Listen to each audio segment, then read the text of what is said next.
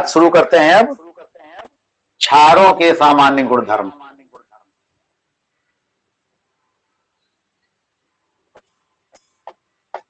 क्षारकों के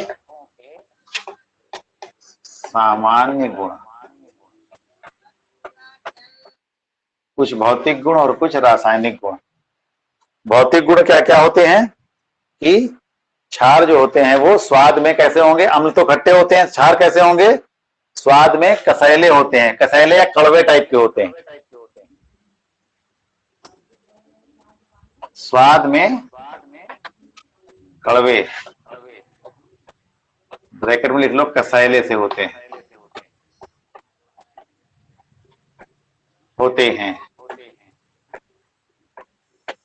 और जलीय विलयन में ये हाइड्रोक्सिल आयन उत्पन्न करते हैं।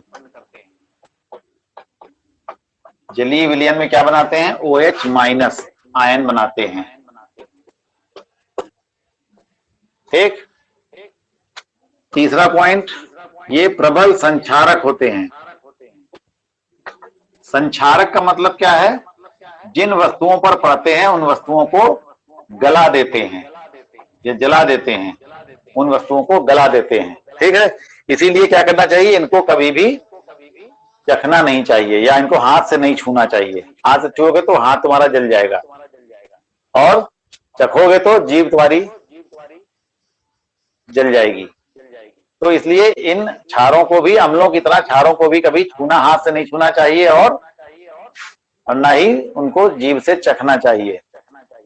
और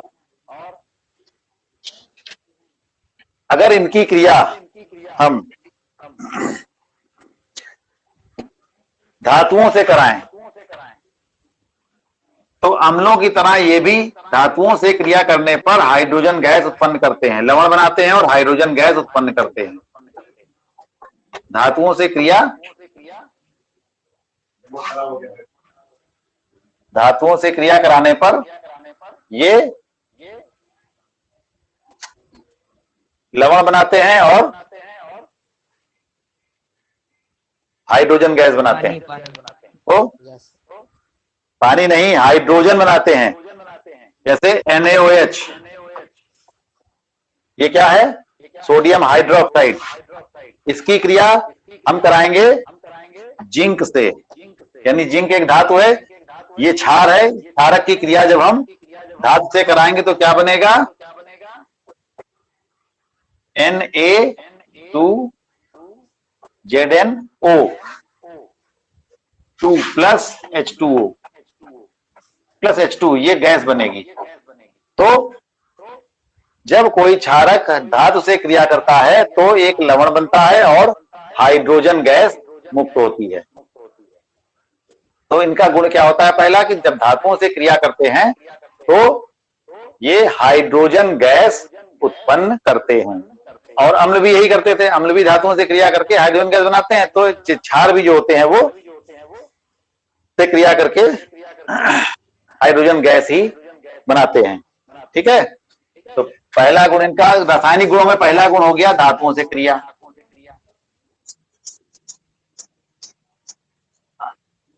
अगला गुण है इनका अम्लों से क्रिया, या अम्ल से क्रिया कराएंगे तो क्या होगा। तुमने अभी अम्लों की क्रिया क्षार से पढ़ी थी, तो क्रिया तो वही रहेगी, चाहे हम ये कहें कि अम्ल की क्षार से क्रिया या कहें क्षार की अम्ल से क्रिया, बात तो एक ही है। क्रिया तो अम्ल और क्षार इन्हीं दोनों के बीच में हो रही है। तो जैसे अम्लों के बीच में क्या था कि अम्लों की क्रिया क्षार से कराने पर लवण और पानी बनता है, उसी प्रकार से अगर हम क्षार की क्रिया लवण से कराएंगे तब भी वही बात है। तो यहां पर भी क्या बनेगा, लवण और पानी बनेगा, यानी NaOH प्लस HNO3 क्या बन जाएगा, NaNO3 प्लस H2O। जब हम सोडियम हाइड्रोक्साइड की क्रिया नाइट्रिक अम्ल से कराते हैं तो सोडियम नाइट्रेट बनता है और पानी बनता है। ठीक है, ये कौन सा अम्ल है, नाइट्रिक अम्ल। ये क्षार है, कौन सा क्षार है ये, इसका क्या नाम होगा, सोडियम हाइड्रोक्साइड, Na किसका संकेत है? सोडियम का, इसमें OH लगा हुआ है तो हो जाएगा हाइड्रोक्साइड, यानी ये कहलाएगा सोडियम हाइड्रोक्साइड। सोडियम हाइड्रोक्साइड की क्रिया जब हम HNO3 से कराते हैं तो बन जाता है लवण, यानी एक लवण है, इसका नाम होगा सोडियम नाइट्रेट। ये सोडियम नाइट्रेट और पानी बन जाएगा, ठीक है। उसी प्रकार से अगर हम पोटेशियम हाइड्रोक्साइड KOH, इसकी क्रिया अगर हम HCl से कराएं, HCl कौन सा अम्ल होता है? HCl कौन सा अम्ल होता है?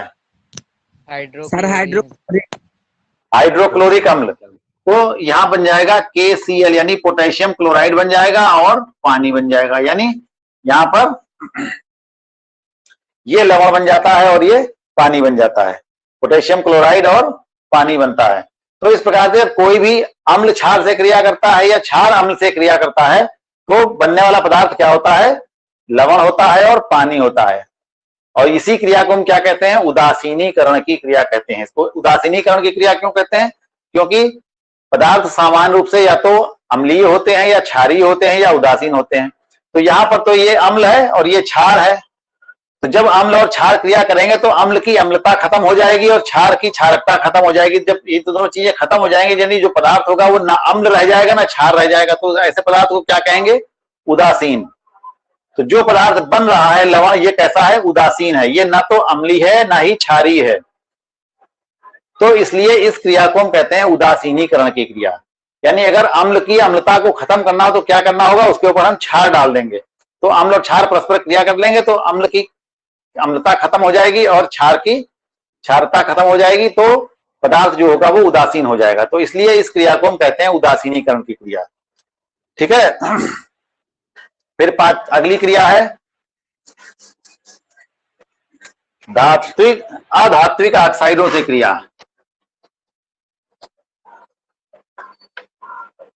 अधात्विक ऑक्साइडों से क्रिया। अधात्विक मतलब ऐसे पदार्थ जो धातु ना हो उनके ऑक्साइड हो। जैसे सोडियम है तो ये तो धातु है, सोडियम का ऑक्साइड नहीं, कोई दूसरी चीज का ऑक्साइड। जैसे कार्बन का ऑक्साइड क्या होता है? कार्बन डाइऑक्साइड या कार्बन मोनोऑक्साइड। तो अगर हम इसकी क्रिया कार्बन डाइऑक्साइड से कराएंगे तो भी लवण और पानी ही बनता है। जैसे ये है CaOH होल ट्वाइस, ये क्या है?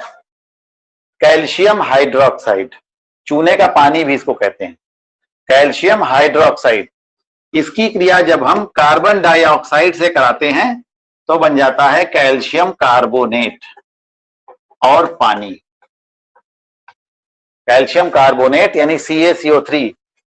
कैल्शियम कार्बोनेट देखा है कभी? कैल्शियम कार्बोनेट नाम का पदार्थ कभी देखा है किसी ने? ये जिससे हम लिख रहे हैं यही कैल्शियम कार्बोनेट है। क्या है ये? Calcium carbonate. अंडा खाया है? अंडे का जो खोल होता है वो कैल्शियम कार्बोनेट का बना होता है। संगमरमर, मकानों में पत्थर फर्श में लगाया जाता है संगमरमर, मार्बल। जी सर। वो भी कैल्शियम कार्बोनेट ही होता है। तो ये चॉक और वो संगमरमर दोनों एक ही चीजें हैं, रासायनिक रूप से एक ही चीजें हैं, लेकिन दोनों में कितना अंतर है? चॉक की इतनी सस्ती होती है और संगमरमर कितना महंगा होता है, समझे? तो ये सब चीजें रासायनिक रूप से एक ही हैं। जैसे हीरा और ग्रेफाइट, वो हीरा और कोयला, और ग्रेफाइट भी समझ सकते हो, हीरा और कोयला, ग्रेफाइट, ये सब क्या है? केवल शुद्ध कार्बन है, लेकिन कहाँ कोयला और कहाँ हीरा। जो रासायनिक पदार्थ हीरे के अंदर है वही कोयले के अंदर भी है, और दोनों शुद्ध हैं। शुद्ध कार्बन हीरा भी होता है और शुद्ध कार्बन कोयला भी होता है, लेकिन दोनों की कीमतों में कितना फर्क है, कितनी कीमती हो जाती है। ऐसे यहाँ पर भी एक कैल्शियम कार्बोनेट चॉक है, एक कैल्शियम कार्बोनेट मार्बल है। तो अधात्विक ऑक्साइड यहाँ पर इसमें क्या है? ये किसका ऑक्साइड है? ये कार्बन का ऑक्साइड है, क्योंकि इसको क्या कहते हैं? Carbon dioxide. ये किसका ऑक्साइड है? कार्बन का, और कार्बन धातु नहीं होती है। तो अधात्विक ऑक्साइडों से क्रिया करके ये बनाते हैं, तो उसका कार्बोनेट बनाते हैं और पानी बनता है, ठीक है। तो इस प्रकार से उनकी ये क्रिया होती है। अगली क्रिया है कि ये जो क्षार होते हैं, इन क्षारों में विद्युत चालकता होती है, यानी क्षारों के जलीय विलयन जो होता है वो विद्युत का सुचालक होता है। हमने तुमको अम्लों में भी बताया था कि अम्लों का जलीय विलयन जो होता है वो भी सुचालक होता है। क्यों सुचालक होता है बताओ? ये बात तो कल बताई थी कि क्यों सुचालक होता है। कल मतलब परसों है। उसी प्रकार से क्षारों का जलीय विलयन भी सुचालक होता है। देखो, सुचालक का मतलब है उनमें से विद्युत धारा प्रवाहित की जा सकती है, उनसे होकर के विद्युत धारा प्रवाहित हो जाएगी। हाँ, कारण भी तुम्हारे नोट्स में लिखा हुआ है। क्योंकि क्षारों तथा अम्लों के जलीय विलयन जो होते हैं उनमें आयन उपस्थित होते हैं। क्यों आयन बनाते हैं? अम्ल होगा तो हाइड्रोजन आयन बनाएगा और क्षार होगा तो हाइड्रोक्सिल आयन बनाएगा। तो जो इनका जलीय विलयन होता है उसमें आयन पाए जाते हैं, और आयन जो होते हैं वो आवेशित कण होते हैं, उन पर आवेश होता है, धनावेश या ऋणावेश, और आवेश ही विद्युत धारा है। विद्युत धारा क्या होता है? आवेश के प्रवाह को ही विद्युत धारा कहते हैं। तो ये कण भी आवेशित हैं, तो जब ये कणों के पास आवेश है तो ये भी विद्युत धारा को प्रवाहित करने में सहायता कर देते हैं। तो इसीलिए विद्युत धारा जो होती है वो प्रवाहित हो जाती है। तो अम्लों या क्षारों के जलीय विलयन में आयन उपस्थित होते हैं, इसलिए ये विद्युत के सुचालक होते हैं। और अम्ल या क्षार जो होते हैं ये प्रबल संचारक होते हैं, तो बता ही दिया। और इसकी एक बड़ी महत्वपूर्ण क्रिया है कि क्षार जो होते हैं जब तेलों के साथ क्रिया करते हैं, जो वनस्पति तेल वगैरह होते हैं, इन वनस्पति तेलों के साथ जब क्षार की क्रिया कराई जाती है तो एक बहुत ही इंपॉर्टेंट चीज बनती है जिसका इस्तेमाल तुम रोज करते हो। वो चीज है साबुन। यानी क्षार की क्रिया जब हम वनस्पति तेल से कराते हैं, वनस्पति तेल, तो क्या बनता है? साबुन बनता है। और एक और चीज बनती है, उसको कहते हैं ग्लिसरॉल या ग्लिसरीन।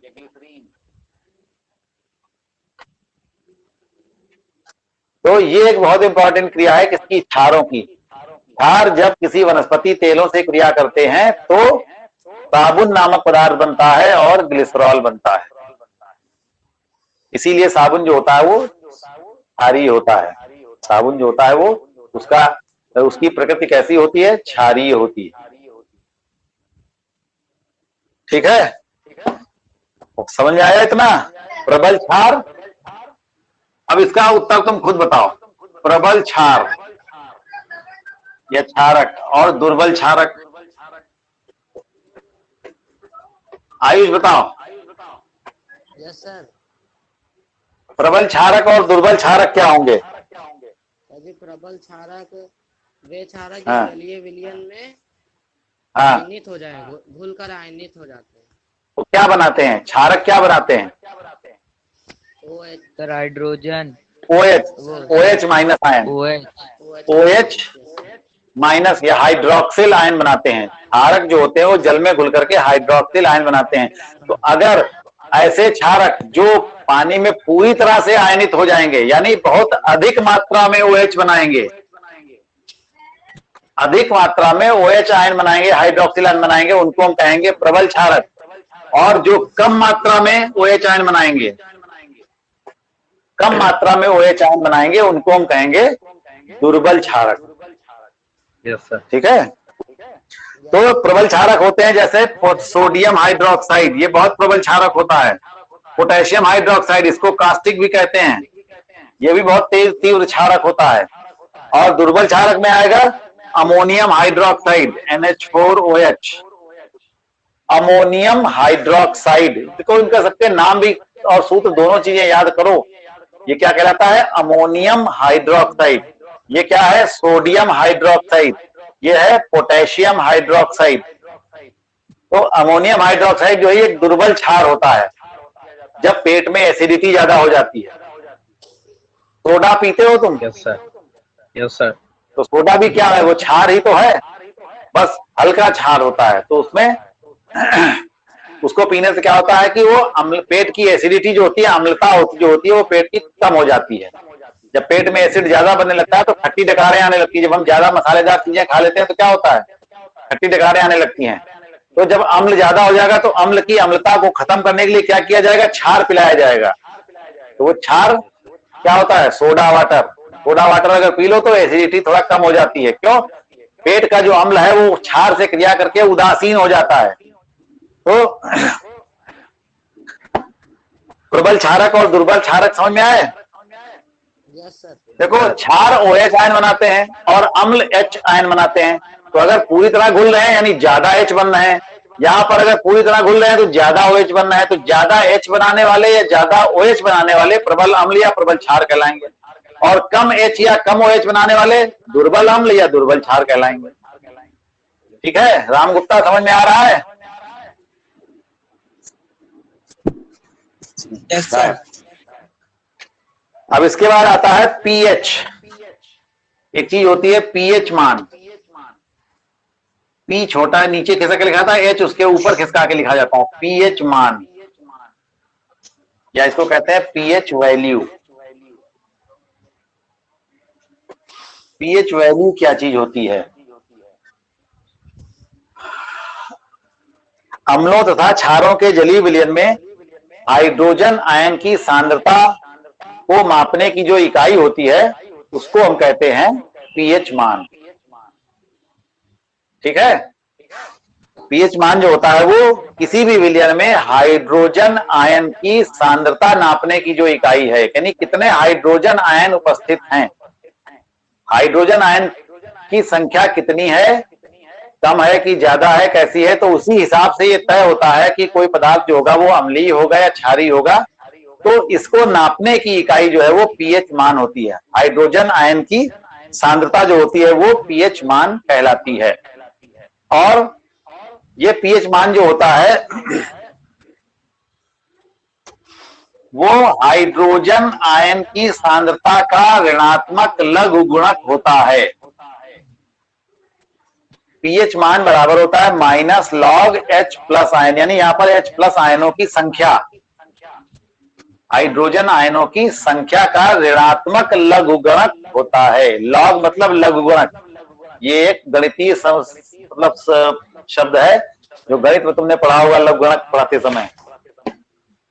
तो ये होता है pH बराबर माइनस लॉग H प्लस। ठीक, जहां पर H क्या है, हाइड्रोजन आयन की सांद्रता है।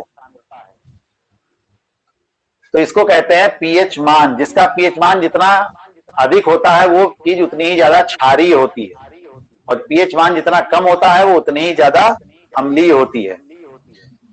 तो pH पैमाना भी एक बनाया गया है, एक pH पैमाना बनाया गया है। एक सोरेनसेन नामक वैज्ञानिक थे,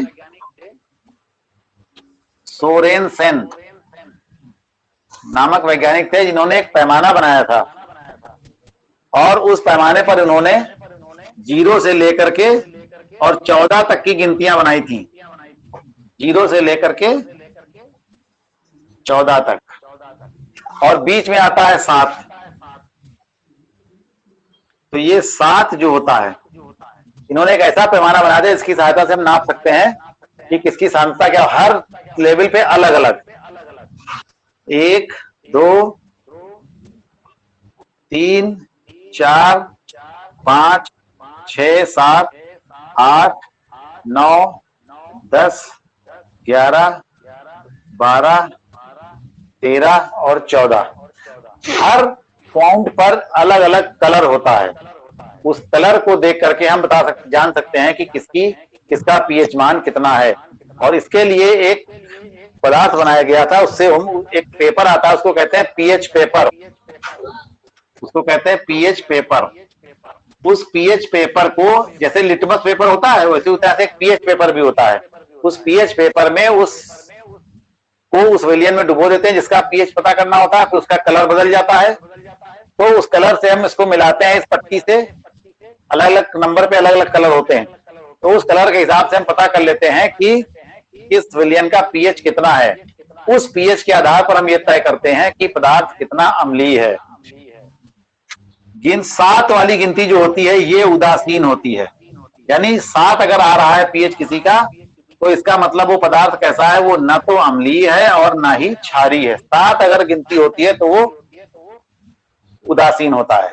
अगर उसका पीएच मान 7 होता है तो वो पदार्थ उदासीन होता है, और अगर 7 से कम गिनती है तो वो पदार्थ अम्लीय होता है, और 7 से ज्यादा है तो वो क्षारीय होता है, यानी प्रबल क्षारीय। और इधर 0 की तरफ होगा प्रबल अम्लीय। सर यानी दुर्लभ कब होगा? हाँ, क्या दुर्लभ कौन अम्ल बोल और रहा है? क्षारीय। दुर्बल अम्ल जैसे जैसे उधर बढ़ते जाएंगे, गिनती बढ़ती जाएगी, क्षारीयता बढ़ती जाएगी। जो सबसे आखिर में होगा 14 नंबर वाला, वो सबसे प्रबल क्षारीय होगा। यानी अगर हम NaOH या KOH का अगर हम पीएच मान ज्ञात करेंगे तो वो 13-14 के आसपास आएगा, क्योंकि ये बहुत प्रबल क्षारीय हैं, तो उसका पीएच मान 13 या 14 के आसपास आएगा, क्योंकि ये प्रबल क्षारीय पदार्थ हैं। और अमोनियम हाइड्रोक्साइड का ज्ञात करेंगे तो हो सकता है 8-9 के आसपास आए। ये दुर्बल अम्ल है। तो यहाँ पर जैसे इधर से इधर बढ़ते जाते हैं, अम्लता खत्म हो जाती है और क्षारीयता बढ़ती जाती है। यानी 0 वाला जो होगा वो प्रबल अम्ल होगा, 1 वाला उससे कम होगा, 2 वाला उससे कम होगा, 3 वाला उससे कम होगा, ऐसे करते करते हैं तो 6 वाला सबसे दुर्बल अम्ल होगा। जिसका पीएच मान 6 होगा वो अम्ल दुर्बल अम्ल होगा। और उसके बाद फिर उदासीन हो जाएगा। उदासीन मतलब ना अम्ल रह जाएगा ना ही क्षार रह जाएगा। और उसके बाद फिर क्षारीयता धीरे धीरे बढ़ेगी। 8 वाला कम क्षारीय है, 9 वाला उससे ज्यादा क्षारीय है, 10 वाला उससे ज्यादा क्षारीय है, 11 वाला और ज्यादा क्षारीय है। ऐसे क्षारीयता बढ़ते होते 14 वाला जो होता है वो सबसे अधिक क्षारीय होता है। यानी कोई ऐसा क्षार जिसका पीएच मान अगर 13-14 के आसपास है तो इसका मतलब वो क्षार कैसा है, प्रबल क्षार है। और जिसका मान 8-9 के आसपास होगा वो दुर्बल होगा। इसका उल्टा चलता है इधर अम्ल में, जिसका मान जितना कम होगा वो प्रबल अम्ल होगा, और 6 तक जो होगा वो अम्लता धीरे धीरे घटती जाएगी। हाँ, वो 6 की तक की अम्लता जो है वो घटती है। यानी 6 वाला जो होगा वो कम अम्लीय होगा, 5 वाला ज्यादा अम्लीय होगा, 4 वाला और ज्यादा तेज अम्ल होगा, 3 वाला और ज्यादा तेज होगा। ये 5 वाला 3 वाला क्या है, उसका पीएच मान, अगर उसका पीएच मान 5 है या पीएच मान 4 है तो और ज्यादा अम्लीय होगा। अगर पीएच मान 3 है तो वो और ज्यादा अम्लीय होगा। यानी जैसे जैसे पीएच मान की गिनती कम होती जाती है वो और तीव्र अम्ल बनता चला जाता है, वो और अधिक तीव्र होता चला जाता है। तो अम्लता जो होती है वो 0 से लेके 6 तक घटती है, और 7 वाला उदासीन होता है, और उसके बाद फिर क्षारीयता धीरे धीरे बढ़ती है। क्षारीयता धीरे धीरे बढ़ती है। तो इस प्रकार से ये एक पैमाना बनाया गया है, इसको कहते हैं पीएच पैमाना। ये कहलाता है पीएच पैमाना। ठीक है। तो ओवरऑल अगर हम देखें तो इधर से इधर जाने पर क्या होता है, अम्लीयता घटती है और क्षारीयता बढ़ती है। बीच में क्या होता है, बीच वाला पदार्थ जो है वो न तो अम्लीय होता है ना क्षारीय होता है। 1 से 6 तक अम्लता घटती है, 7 वाला उदासीन होता है, और 7 से लेकर 14 तक क्षारीयता बढ़ती है। तो इस प्रकार से ये एक पीएच पैमाना बनाया गया है। ठीक है।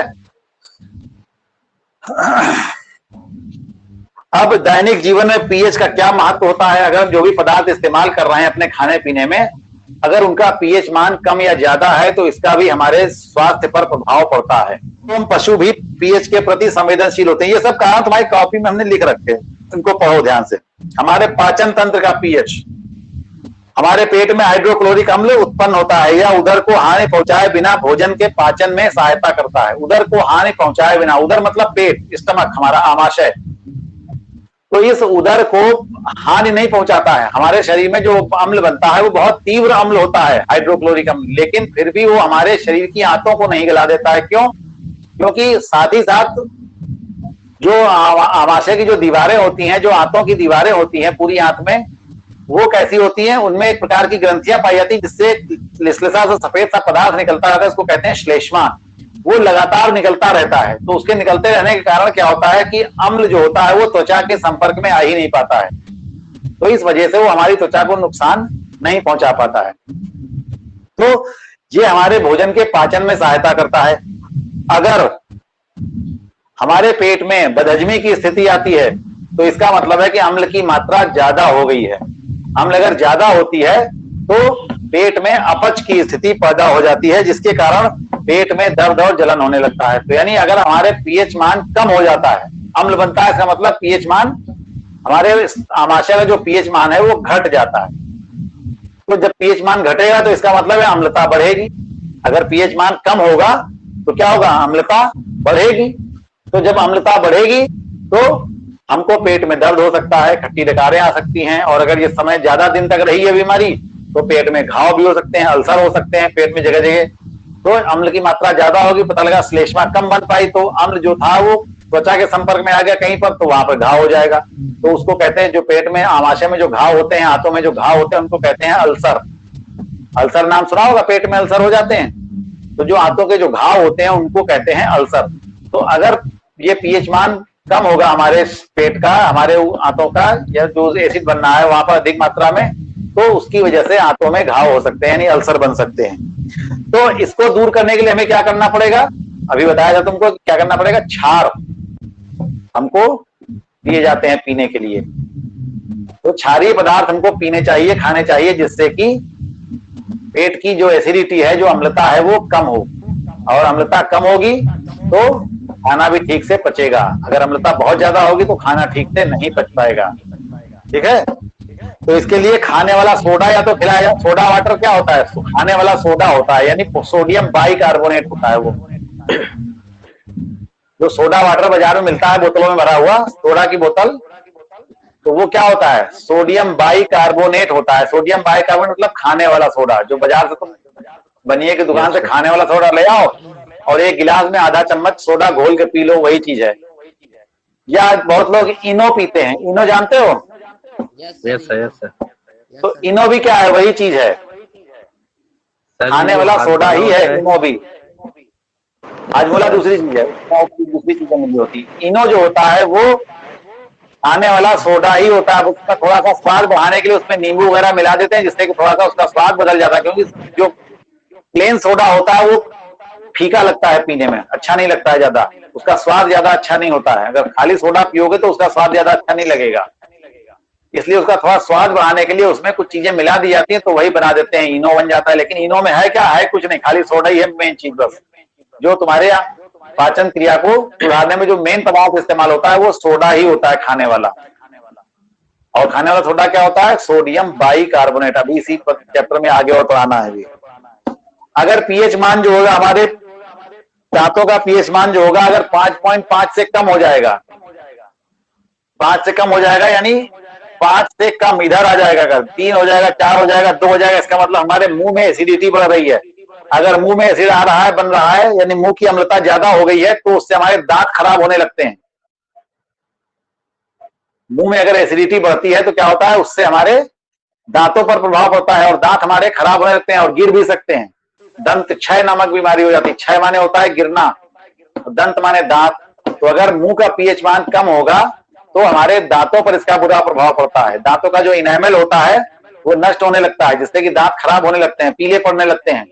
और ज्यादा दिनों तक अगर रहेगी स्थिति, नहीं ठीक कराई, नहीं दवा की ठीक से, तो क्या होगा, दांत गिर भी सकते हैं। तो दांतों मुंह में सड़न भी होने लगती है इसकी वजह से अक्सर।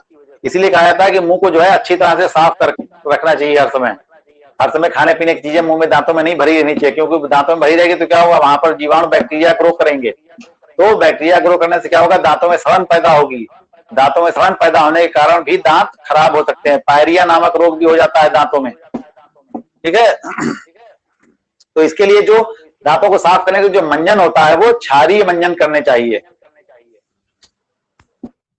फिर 2 ऐसे क्षारकों के नाम लिखो जो क्षार भी हो। तो ये छोटे छोटे क्वेश्चन दिए हुए हैं। सोडियम हाइड्रोक्साइड है, पोटेशियम हाइड्रोक्साइड है। शुद्ध जल का पीएच मान कितना होता है? शुद्ध जल जो होता है वो उदासीन होता है। जो हम पानी पीते हैं वो शुद्ध जल नहीं होता है। वो कौन सा होता है? वो मिला जुला जल होता है, तभी उसमें स्वाद होता है। शुद्ध जल क्या होता है? जो हम पानी को उबालने के बाद जो भाप निकले, उस भाप को अगर हम ठंडा करके पानी इकट्ठा करें तो उसको कहेंगे हम शुद्ध जल। और वो शुद्ध जल पीने में बिल्कुल स्वादहीन होता है, उसमें कोई स्वाद नहीं लगेगा। ऐसा पानी अगर पियोगे तो उसमें कोई स्वाद नहीं होगा। जो बैटरी में डालने वाला पानी आता है, घरों के इन्वर्टर में बैटरी में पानी डाला जाता है, यस सर। देखा है कभी? घरों में इन्वर्टर जो हाँ। लगते हैं उनमें बैटरी में पानी डाला जाता है, तो वो पानी जो होता है वो डिस्टिल वाटर कहलाता है, उसको कहते हैं आसुत जल। तो आसुत जल वही होता है जो भाप को ठंडा करके, पानी को खौलाया जाता है, उसकी भाप को ठंडा करके पानी बनाया जाता है, जो उस जल को कहते हैं आसुत जल। तो हाँ, भाप को ठंडा करके पानी बनाया जाता है, तो उस पानी को कहते हैं आसुत जल। तो वो आसुत जल में कोई भी लवण नहीं पाया जाता। जो सामान्य रूप से जो पानी पीते हैं, जो हैंडपाइप का पानी या नल का पानी जो पीते हैं, उसमें उसमें एक स्वाद होता है, पीने में अच्छा लगता है पानी। तो वो स्वाद किस वजह से होता है? क्योंकि उसमें विभिन्न प्रकार के लवण भी मिले रहते हैं, इस वजह से उसमें स्वाद होता है, इसलिए वो पानी शुद्ध नहीं होता है। साफ होता है लेकिन शुद्ध नहीं होता है। शुद्ध पानी जो होता है वो आसुत जल ही होता है, और आसुत जल का कोई स्वाद नहीं होता है। और आसुत जल में विद्युत धारा भी प्रवाहित नहीं की जा सकती, क्योंकि उसमें आयन ही नहीं होते हैं। कोई आयन तो तब होंगे जब उसमें कोई लवण घुले होंगे, या कोई अम्ल घुला होगा, या कोई क्षार घुला होगा, तभी उसमें आयन बनेंगे। तो जब जो सामान्य पानी है वो तो विद्युत का सुचालक होता है, लेकिन जो शुद्ध जल होता है वो विद्युत का सुचालक नहीं होता है, कुचालक होता है। वो विद्युत का कुचालक होता है, क्योंकि उसमें किसी भी प्रकार का कोई आयन नहीं होता, इसीलिए उसमें विद्युत धारा प्रवाहित नहीं हो सकती है। तो शुद्ध जल जो होता है उसका पीएच मान जो होता है वो 7 होता है, और 7 जिसका पीएच मान होता है वो कैसा होता है? उदासीन होता है, यानी वो न तो अम्लीय होता है और ना ही क्षारीय होता है। तो शुद्ध आसुत जल जो होता है, यानी शुद्ध जल जो होता है, उसका पीएच मान जो होता है वो 7 होता है, उदासीन होता है। ये बहुत इंपॉर्टेंट प्रश्न है कि शुद्ध जल का पीएच मान कितना होता है, क्योंकि शुद्ध जल उदासीन होता है, इसलिए उसका पीएच मान कितना होगा? 7 होगा। जितने भी पदार्थ उदासीन होंगे उनका पीएच मान सदैव 7 होगा, उनका पीएच मान हमेशा 7 आएगा। तो ठीक है, फिर आज फिर इतना ही। अब अगला पाठ कल पढ़ाएंगे, ठीक है? Okay, bye bye.